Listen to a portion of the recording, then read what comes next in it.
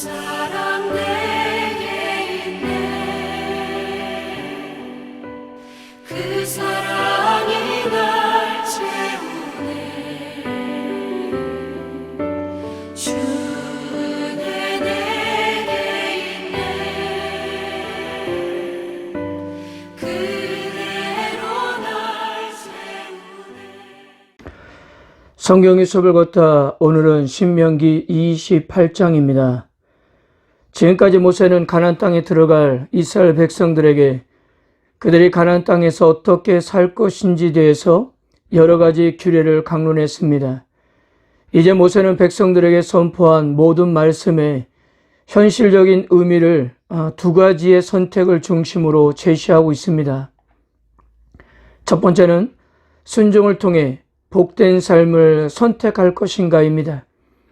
그렇다면 그들은 풍성한 수확, 식량, 다산, 건강, 부, 경제적인 지위, 군사적인 승리 등의 하나님이 내려주시는 축복을 누릴 수가 있을 것입니다.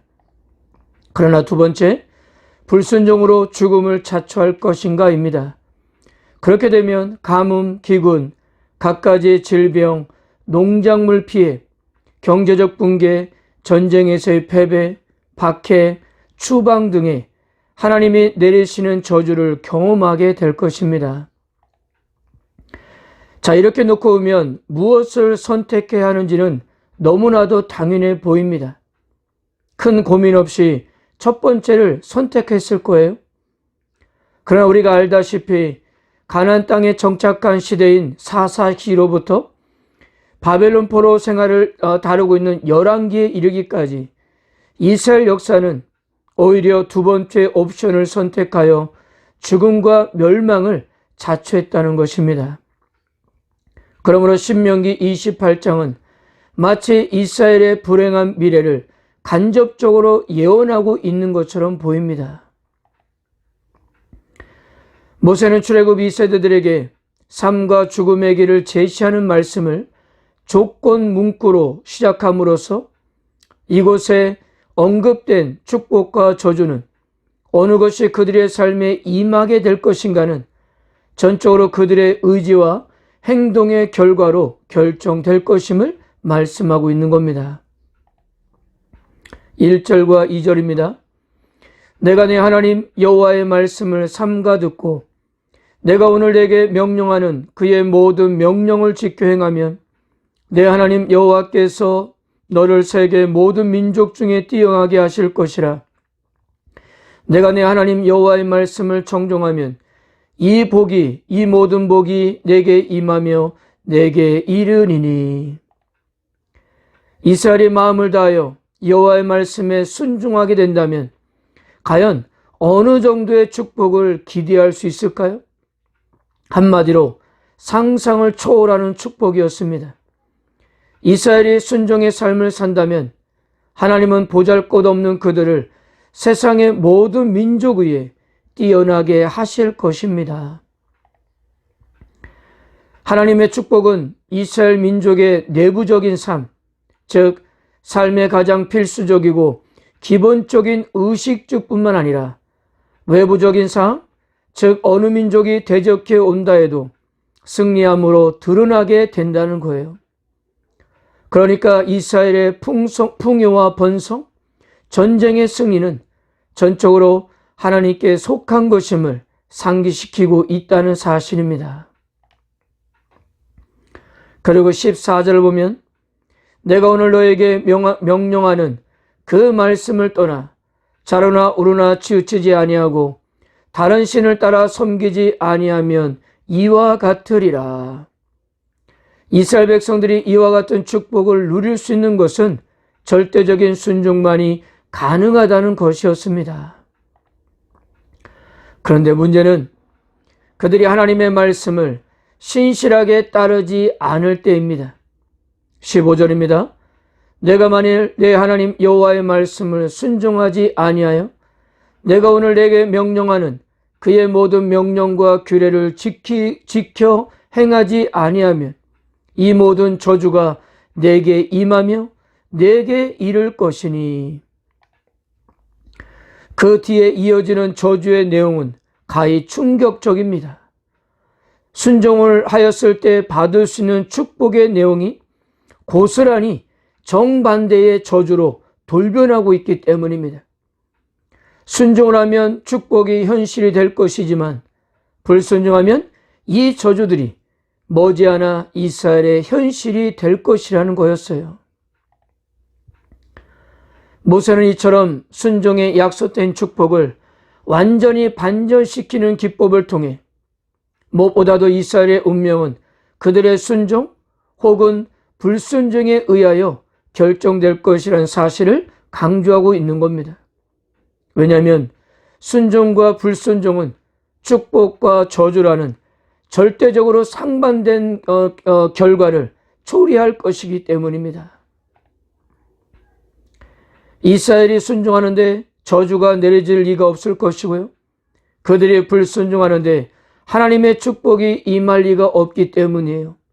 그래서 모세는 다시 한번 이들 앞에 생명의 길과 죽음의 길이 놓여 있으니 생명의 길을 선택할 것을 호소하고 있는 것입니다. 여러분, 현재 모세의 강론을 듣고 있는 이스라엘 백성들은 아직도 가나안 땅에 들어가지 않은 상황입니다.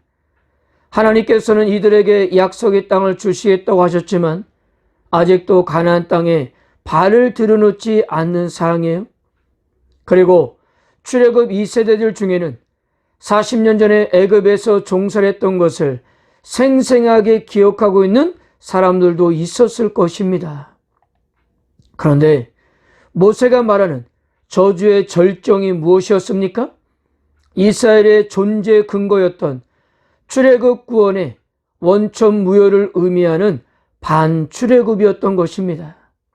다시 이스라엘 백성들이 노예가 되어 팔려가게 된다는 시나리오였어요. 이 얼마나 충격적인 내용이었을까요? 민수기 6장 24절에서 26절에 제사장 기도에서 하나님은 자신을 이렇게 소개했습니다. 여호와는 내게 복을 주시고 너를 지키시기를 원하며 여호와는 그의 얼굴을 내게 비춰사 은혜 베푸시기를 원하며 여호와는 그 얼굴을 내게 향하여 드사 평강 주시기를 원하노라 할지니라 하라. 하나님은 당신의 백성들에게 복을 주시기를 원하시며 은혜를 베푸시기를 원하시고 평강을 주시기를 원하십니다. 이것이 당신의 백성들을 향한 아버지 하나님의 마음입니다. 신명기 6장 24절에도 이렇게 말씀하였습니다. 여호와께서 우리에게 이 모든 규례를 지키라 명령하였으니 이는 우리가 우리 하나님 여호와를 경외하여 항상 복을 누리게 하기 위함이며 또 여호와께서 우리를 오늘과 같이 살게 하려 하심이라.